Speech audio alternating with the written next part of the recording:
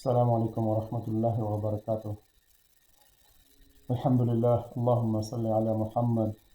رب اشرح لي صدري ويسر لي أمري واحلل عقدة من لساني يفقه قولي.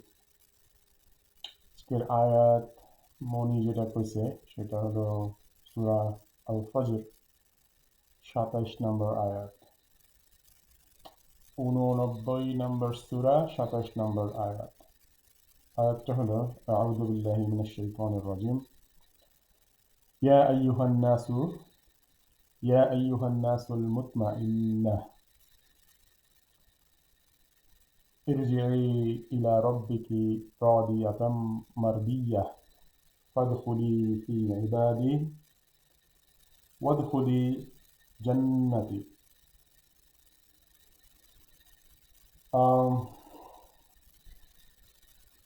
এই অংশটুকু এই সূরা বুঝতে হলে সূরার প্রথম থেকে পড়তে হবে। এই সূরা কয়েক ভাগে ভাগ করা যায়, যেমন সূরার প্রথম আয়াতগুলি ১ থেকে ৪ নম্বর আয়াত হলো আল্লাহ কসম করতেছে। তারপরে ৫ থেকে ১৪ নম্বর আয়াত পর্যন্ত আল্লাহ আগেকার জাতিদেরকে যেভাবে শাস্তি দিছে অথবা ধ্বংস করছে সেটা বলতেছে, যেমন আদ, সামুদ, ফিরাউন। তারপরে ১৫ থেকে ১৬ নম্বর ১৫ আর ১৬ নম্বর আয়াতে হলো মানুষের আচরণ কিরকম হয় যখন আল্লাহ তাদেরকে পরীক্ষা করে দিয়া অথবা তাদের কাছ থেকে নিয়া, মানে না দিয়া। তারপরে ১৭ থেকে ২০ নম্বর আয়াত পর্যন্ত আল্লাহ কুরাইশদেরকে অ্যাড্রেস করতেছে, সেই সাথে এখনকার সময়ের মুসলমান এবং দুনিয়া শেষ না হওয়া পর্যন্ত একটা লেসন মুসলমানদের জন্য। তারপরে ২১ থেকে ২২ অথবা ২১ এবং ২২ নম্বর আয়াত হলো কিয়ামতের শুরু। তারপরে ২৩ থেকে ২৬ নম্বর আয়াত পর্যন্ত হলো জাহান্নামের বর্ণনা সংক্ষিপ্তভাবে।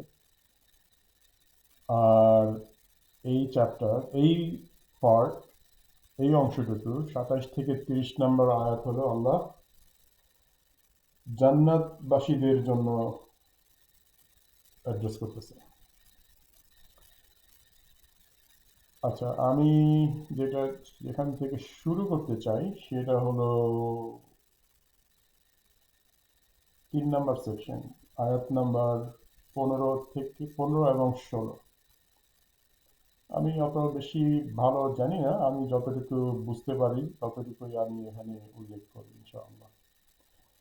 সো ১৫ এবং ১৬ নাম্বার এইটা আসতেছে রাইট আফটার মানুষদেরকে যখন শাস্তি দিল, শেষের কওমটার কথা উল্লেখ করছে, সেটা হলো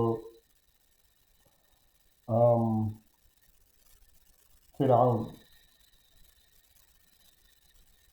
আচ্ছা, ১৫ নম্বর আয়াতে ফাআম্মাল ইনসানু ইযা মাবতালাহু রাব্বুহু ফাআকরামাহু ওয়া না'আমাহু ফায়াকুলু রাব্বি আকরামান। এটা একটা খুব সুন্দর আয়াত এবং এখানে অনেক লেসন, অনেক কিছু শেখার আছে আমাদের জন্য এখনকার সময়ে। কারণ খুব সহজেই আমরা যখন টাকা পয়সা, বাড়ি গাড়ি, বউ, স্বামী অথবা সন্তান, চাকরি বাকরি সমস্ত কিছু যখন পাই, তখন আমরা বলে ফেলি যে আল্লাহ আমাদের প্রতি সন্তুষ্ট, যার জন্য আমরা সবকিছু পাইছি। অথবা বিভিন্নভাবে মানুষ এক্সপ্রেস করে, বিভিন্নভাবে মানুষ তাদের ফিলিংস প্রকাশ করে। পরের আয়াতে কইছে ওয়াম্মা ইযা মাবতালাহু ফাকাদারা আলাইহি রিজকাহু ফায়াকুলু রাব্বি আহানান। তারপরের এই আয়াত, মানে এই আয়াতে বলতেছে যারা নাকি কঠিন সময়ে যায় অথবা কষ্টের সময়ে যায়,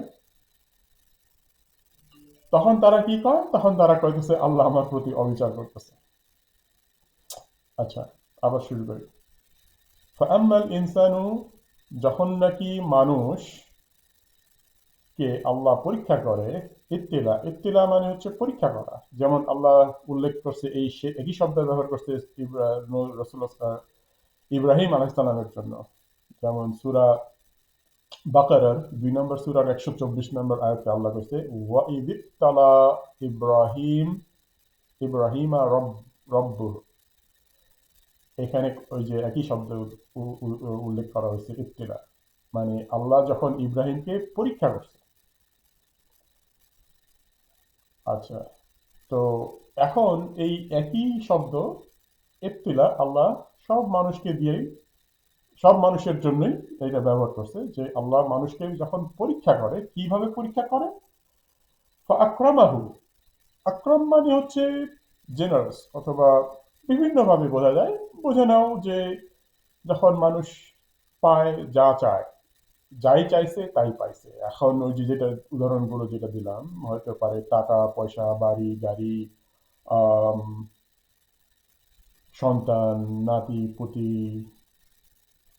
স্বামী স্ত্রী, সবকিছু, মানে যে জিনিসগুলো মানুষকে সুখী করে, যখন সে পায়, ওয়া না আমাহু, এবং আল্লাহ তাদেরকে আম, আম, দান করে অথবা দেয়, নিয়ামত দেয়, ফায়াকুলু, তখন ওই লোকগুলো কি বলে? রব্বি, আমার রব, আক্রমানি, আমার আমাকে আম, আমার প্রতি সন্তুষ্ট হয়েছে, আমার প্রতি জেনারেস হয়েছে, আমার প্রতি আহ, কারণ আমার প্রতি মানে সে মনে করে যে আল্লাহ আমার প্রতি সন্তুষ্ট, যার জন্য আমি আজকে সব কিছু পাইছি।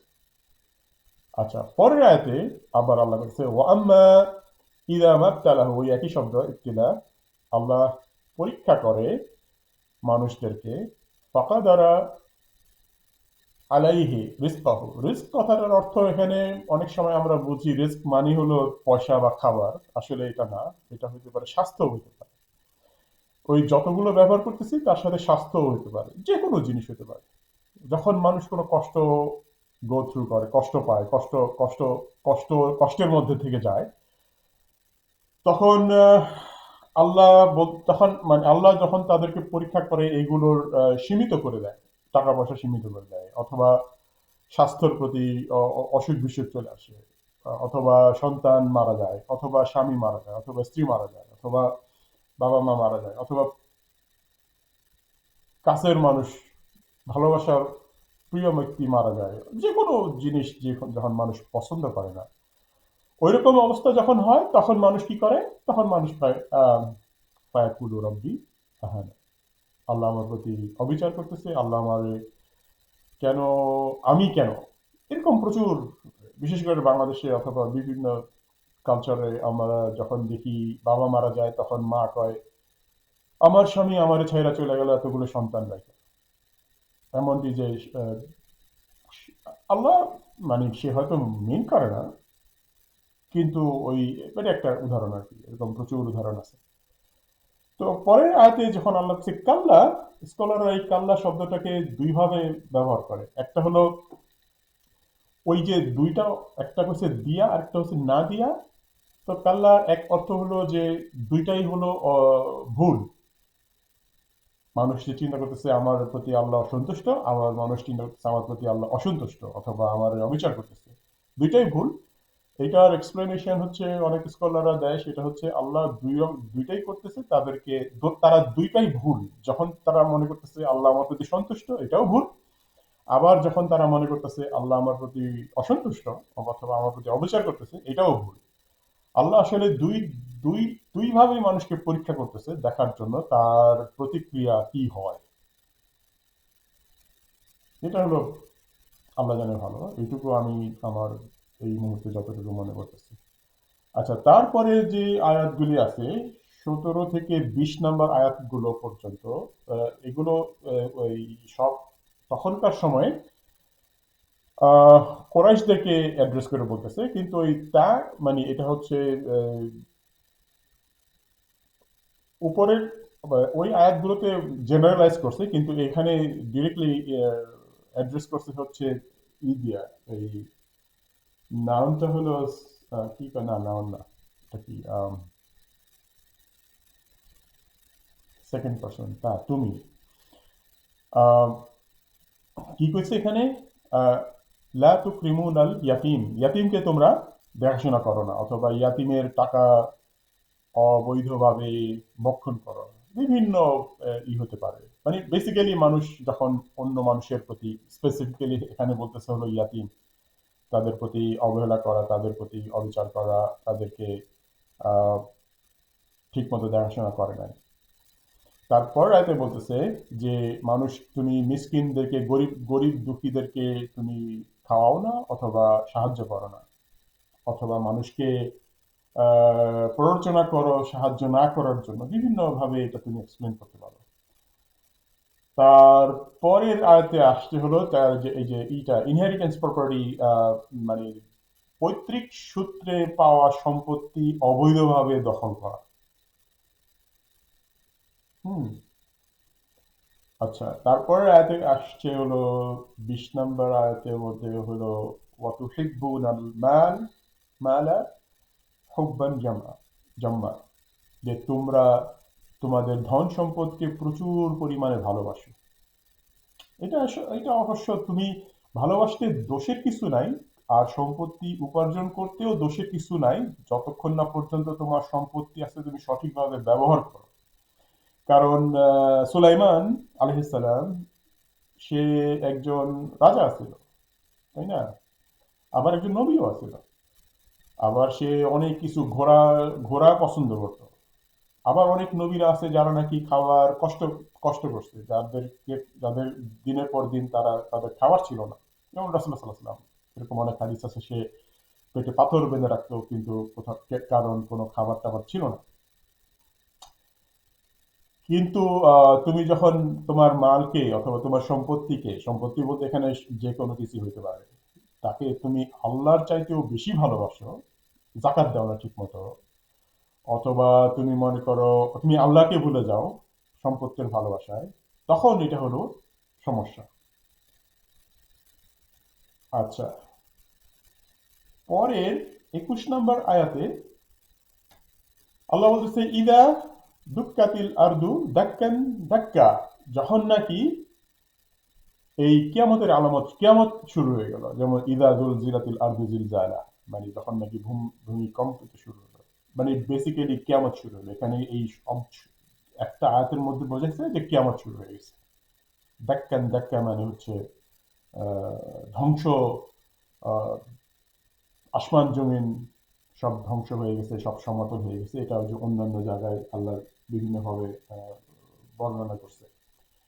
তারপর আয়াতে বলছে, 22 নম্বর আয়াতে বলছে ওয়াজা রব্বুকা ওয়াল মালাকু সাফফান সাফফা, তখন এখানে বলছে ওয়াজা রব্বুকা, তোমার রব নিচের আসমানে চলে আসে, অথবা কাছাকাছি চলে আসে, এবং ফেরেশতারা সারিবদ্ধভাবে দাঁড়াইছে, অথবা আহ, মানে কিয়ামত শুরু হয়ে যাওয়ার পরে, বিচার দিন শুরু হয়ে যাওয়ার পরে আর কি যা হয়। তারপরের আয়াতে 23 নম্বর আয়াতে বলছে ওয়াজি ইয়াউমা ইদিন জাহান্নাম। আচ্ছা, এখন আগের রাতে বলছে জাহান্নাম শুরু হয়ে গেছে, এখন মনে করো কোরআনের অন্য জায়গা থেকে নিয়ে আসো যে হিসাব শুরু হয়েছে, মানুষ জাজমেন্ট, বিচার শেষ হয়ে গেছে, জাহান্নামের দিকে লোক যেতেছে এবং জান্নাতের দিকে লোক যেতেছে। তো এখানে বলছে ওয়াজি, কই গেল একটা, ওয়াজি ইয়াউমা ইদিন জাহান্নাম, জাহান্নামকে কাছে নিয়ে আসা হবে। বেসিক্যালি এটা তুমি দুইভাবে বুঝতে পারো, জাহান্নামকে হয় কাছে নিয়ে আসা হবে, অথবা মানুষকে জাহান্নামে ফেলে দেওয়া হবে। ইয়াউমা ইদিন ইয়াতাযাক্কারুল ইনসানু ওয়া আন্না লাহু যিকরা, ওই দিনে মানুষ চিন্তা করা শুরু করবে, অথবা মনে করা শুরু করবে যে সে কি করছে, এবং সেই ওই চিন্তায় তার কোনো উপকার হবে না, ওই মনে করাতে কোনো উপকার হবে না।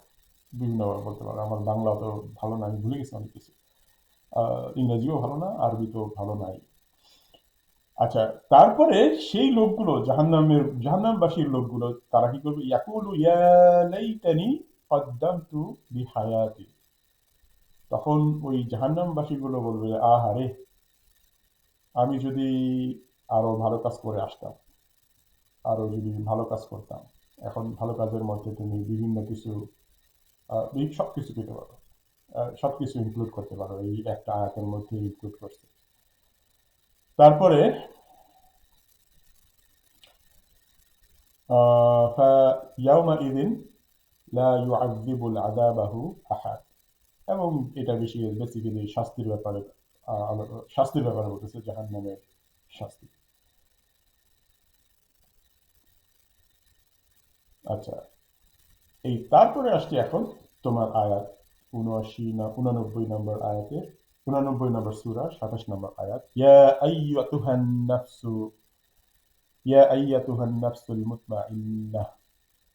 এটা খুব, মানে খুব আমি যেটা শুনলাম লোকজন স্কলারদের কাছে বেশ ইন্টারেস্টিং ভাবে আল্লাহ এটা উল্লেখ করছে। এই কয়েকটা আয়াত খুব সুন্দরভাবে বর্ণনা করে আর কি লোকজন, যাদের ভালো জ্ঞান আছে। তো এখানে আল্লাহ বলছে ইয়া আইয়াতুহা। এটা এটা অনেক সময় এটা খুব মানে ট্রান্সলেশন করলে বলে যে এটা সাধারণভাবে ডাকার মতো না। যেমন ইয়া মাশারাল জিন্নি, তখন ওখানে কিন্তু ইয়া আইয়ুহার কথা পায় না। সো আইয়ুহা যখন নাকি, এবং এখানে আইয়াতুহা যখন উল্লেখ করছে, তার মানে আরো ভালোবাসার সাথে মানুষকে ডাকা হয়, যদি এটা দিয়ে সাহায্য করে বোঝা। আর এখানে নাফস কথাটা উল্লেখ করছে, ট্রান্সলেশন করে হচ্ছে আত্মা অথবা সোল। এটা না, ইটস নট রাইট, এটা কারেক্ট না, মিনিং না। এটা হলো তোমার নাফস। এখনকার সময়ের নাফস, মানুষকে নাফস বলে। নাফস হচ্ছে কন্টেইন অফ দুইটা জিনিস, একটা হলো মানুষের দেহ, আর আরেকটা হলো রূহ। তো এই দুইটার মিক্সিং এ একটা নাফস হয়। নাফস মানে হচ্ছে রূহ এবং দেহ। এই দুনিয়ার দেহ মাটির সাথে মিশা যায়, আর রূহ কোথায় যায় আমরা কেউ জানি না। পরে যখন হাসরের দিনে তোলা হয়, তখন এই রূহ আবার নতুন শরীরের সাথে যোগ দিবে। আল্লাহ মানুষকে নতুন, প্রত্যেক রূহকে নতুন শরীর দেবে, কারণ এই দুনিয়ার শরীর ওই জগতের জন্য কম্পেটেবল না, মানে না, কি বলে, এখানকার শরীর ওইখানে, যাই না বাংলায় শব্দটা ভুলে গেছি আমি, মানে এখানকার শরীর ওইখানে কাজ, ওইখানকার শরীর এক এক হবে না। ওইখানকার শরীর তুমি চিন্তা করতে পারো যে তোমার জাহান্নামে মানুষের শরীর পূর্বে আবার, অথবা গলে যাবে আবার শুরু হবে। So, ওই শরীর আর এই শরীর এক না। আবার আহ, জান্নাতেরও যে শরীর দিবে সেই শরীর আর এই শরীর এক না। সো নাফস মানে হলো, এখন এই যে রূহ দেওয়া হয়েছে, এই রূহ ওই ওই ওই জগতে, ওই ওই সময়ে নতুন শরীরের সাথে মিশ্রণ করবে, এই জন্য ওখানে বলছে নাফস। আচ্ছা, ইয়া আইয়াতুহান নাফসু মুতমাইন্নাহ। এখন মুতমাইন্নাহ কথাটা হলো,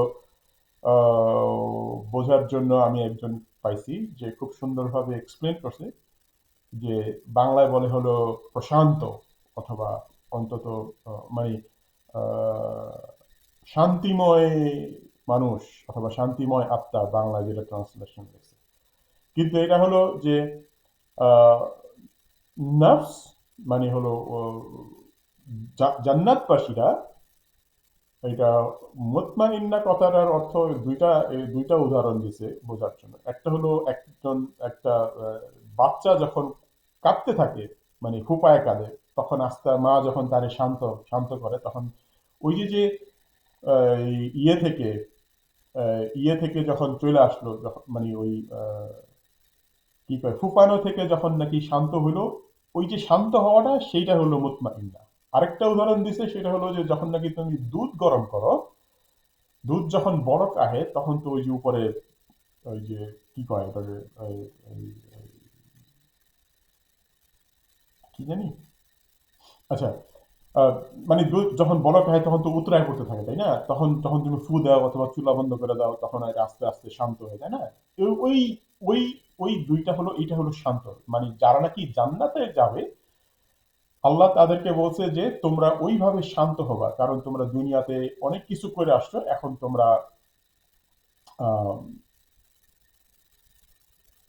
আম, শান্তিতে বসবাস করা অথবা শান্তিতে থাকা। এটা হলো ইয়া আইয়ুহান নাসুল মুতমাইন্না। এখন এই মুতমাইন্না এই শব্দটা আহ,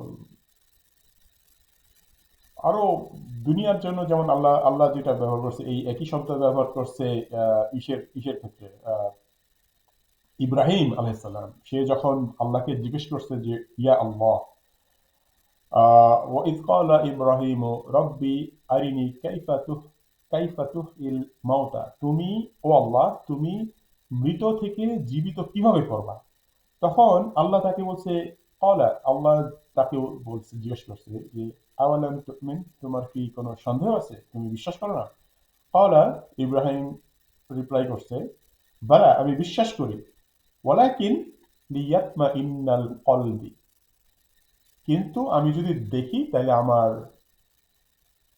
অন্তর শান্তি হবে, শান্তি পাবে, অথবা তোমার প্রতি আমার বিশ্বাস বাড়বে। এই যে যে ইতমা ইন্না একই শব্দ ব্যবহার করছে। তারপরে হলো আম, আরেক জায়গায় যেমন আসছে হলো আগের যে আয়াতটা পেলাম সেটা হলো সূরা বাকারার 260 নম্বর আয়াত। আচ্ছা, আরেকটা যে আয়াত আছে ওই আয়াতটাও হয়তো অনেকেই ব্যবহার করে, সেটা হলো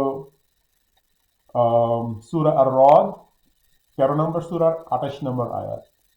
আল্লাযীনা আমানু ওয়াতমাইন্নুল কুলুবুহুম বিযিকরিল্লাহ আলা বিযিকরিল্লাহি তাতমাইন্নুল কুলুব। এখানে বলছে যে আহ, যারা নাকি বিশ্বাস করে তাদের অন্তর এরকম স্যাটিসফাইড অথবা শান্তি শান্তি হয়। কি দিয়ে শান্তি হয়? বিযিকরিল্লাহ, আল্লাহর জিকির। এখন এই কথাটা অনেকে মনে করে যে তুমি সুবহানাল্লাহ সুবহানাল্লাহ আলহামদুলিল্লাহ আলহামদুলিল্লাহ আস্তাগফিরুল্লাহ আস্তাগফিরুল্লাহ বলো। আমরা বাংলাদেশে অথবা সারা দুনিয়াতে যেরকম জিকির করে মানুষ অথবা জিকির করে, যে 33 বার তসবিহ নিয়া, ওই জিকির না কিন্তু এখানে। এখানে জিকির মানে আল্লাহকে স্মরণ করা হলো প্রত্যেক মুহূর্তে। তুমি রাস্তায় হাঁটতেছো, সুন্দর একটা জিনিস দেখছো, তুমি বলতেছো সুবহানাল্লাহ, এটা একটা আল্লাহকে স্মরণ করা। মানে এখানে বলছে যে ওই মানুষগুলো শান্তি পায় যারা আল্লাহকে বিশ্বাস করে, তারা তাদের অন্তর শান্তি পায় আল্লাহকে স্মরণ করে। যখন তারা একটা উদাহরণ হলো যেটা পেলাম, যে ভালো জিনিস দেখছো অথবা খারাপ জিনিস অথবা কিছু একটা হয়েছে যেটা তুমি পছন্দ করো না, তাহলে তুমি কইতে পারো যে সুবহানাল্লাহ, তুমি অ্যাকসেপ্ট করতেছো। ওইটা হলো আহ, এইটা হলো মোর অর লেস একটা এক্সপ্লেনেশন হলো তোমার স্যাটিসফাইড অথবা প্রশান্ত আত্মা। তারপরের আয়াতে 28 নম্বর আয়াতে কইছে ইরজিই ইলা রব্বিকি রাদিয়াতাম মারদিয়া। এখানে বলছে যে তোমরা ফেরত আসো তোমাদের রবের কাছে। এখন এই জিনিসটাও বোঝার আছে যে ফেরত আসো রবের কাছে, তার মানে তুমি ফেরত আসো কখন? তুমি মনে করো ঢাকা থেকে রংপুরে গেছো, তাই না? রংপুর থেকে তুমি যখন ঢাকায় আসতেছো তখন তুমি কইতেছো ঢাকায় ফেরত আসো, কারণ তুমি ঢাকা থেকে রংপুরে গেছো। তো এখন আমরা কিভাবে মানে এইটা বুঝবা কিভাবে যে আমরা আল্লাহর কাছে ফেরত যাইতেছি, তার মানে আমরা, তার অর্থ মানে কি আমরা আল্লাহর কাছ থেকে আসছি, এটা তুমি কিভাবে বুঝবা? এইটা হলো তুমি যে সূরা আল আরাফের মধ্যে আছে না, আল্লাহ যখন সমস্ত রূহকে সৃষ্টি করছে, সৃষ্টি করার পরে তাদের কাছ থেকে প্রতিশ্রুতি দিছে আলাস্তু বিরব্বিকুম, তোমরা কি আল্লাহকে বিশ্বাস করো না, অথবা এক আল্লাহকে বিশ্বাস করো? ক্বালু বালা, তখন সমস্ত রূহ সাক্ষী দিছে হ্যাঁ। কারণ আমরা যেখান থেকে আসছি, এখন অনেকে বলে জান্নাত থেকে আসছি, এটা আল্লাহ জানে ভালো, ওই জান্নাতে ফেরত যাচ্ছি। এটা হচ্ছে এর যে ইলা রব্বিক রাদিয়াতান, তুমি যখন যাইবা, তুমি যখন ওখানে ফেরত গেলা, তুমি আল্লাহর প্রতি সন্তুষ্ট থাকবা। মারদিয়াতান মানে হচ্ছে আল্লাহ তোমার প্রতি সন্তুষ্ট হবে, অথবা তোমাকে সন্তুষ্ট করা হবে। বুঝতে পারছি? ফাদখুলি ফি ইবাদি, এইটা হলো আল্লাহ বলতেছে ইবাদি মানে হচ্ছে আমার আব্দ। এই জিনিসটা খুব সুন্দরভাবে এক্সপ্লেন করছে। অনেকে বলে আব্দ মানে হলো, আমরা বাংলায় আব্দ অর্থ হলো কৃতদাস, অথবা আবার অনেকে বলে সার্ভেন্ট, সার্ভেন্ট মানে হলো চাকর। এখন চাকর আর আব্দের মধ্যে পার্থক্য আছে। পার্থক্য কি? এই জিনিসটা আমি আগে জানতাম না রিসেন্টলি। আব্দ, তুমি যদি চাকর বলো, চাকর হলো কি? চাকর হলো, চাকর একটা পারিশ্রমিক নেয় তার পরিশ্রমের জন্য। কিন্তু তুমি যদি কৃতদাস খাও, কৃতদাসের কিন্তু পারিশ্রমিক দেওয়া হয় না। কৃতদাস তার মালিক যেটা তাকে হুকুম করে করতে, তুমি তাই করে। হলো ওয়ান ওয়ে। আল্লাহ তার রাসূলদেরকে ডাকার জন্য আব্দ কথাটা ব্যবহার করছে। যেমন সুবহানাল্লাযী আসরা বিআবদিহি, আল্লাহ রাসূলকে আব্দ বলে উল্লেখ করছে, ডাকছে। আব্দ মানে হলো স্লেভ। আল্লাহ বলছে যে ফাদখুলি ফি ইবাদি, তোমরা ঢোকো, তোমরা আসো আমার আমার ইবাদির সাথে। তার মানে ইবাদি কারা এখানে? এখানে হলো নবী, রাসূল, তারপরে যারা শহীদ হয়েছে, তারপরে যারা এরকম বিভিন্ন গ্রুপের লোক আছে, মানে জান্নাতবাসী বেসিক্যালি, তাদের মধ্যে আসো। এবং ওয়াদখুলি ফি জান্নাতি, এখানে ইন্টারেস্টিং যেটা সেটা হলো জান্নাতি বলা বলা হয়েছে, আমার জান্নাতে আসো। এবং আমার আব্দের আব্দের সাথে থাকো, আসো, এবং আমার জান্নাতে প্রবেশ করো, অথবা আমার জান্নাতে আসো। আহ এটাই আমার আন্ডারস্ট্যান্ডিং, আমার বোঝা। এখন আল্লাহ জানে ভালো। আল্লাহ আমাদের সবাইকে আল্লাহর পথে চলার তৌফিক দেখ, এবং সবার জীবন সহজ করে দিক, সুস্থ রাখুক সবাইকে। আর কি, আল্লাহ আমাদেরকে এই জান্নাতবাসীদের মধ্যে একজন তৈরি করুক, একজন বা হওয়ার তৌফিক দেখ। আহ আল্লাহ জানে ভালো। আসসালামু আলাইকুম ওয়া রাহমাতুল্লাহি ওয়া বারাকাতুহু। আলহামদুলিল্লাহ, আল্লাহুম্মা সাল্লি আলা মুহাম্মদ।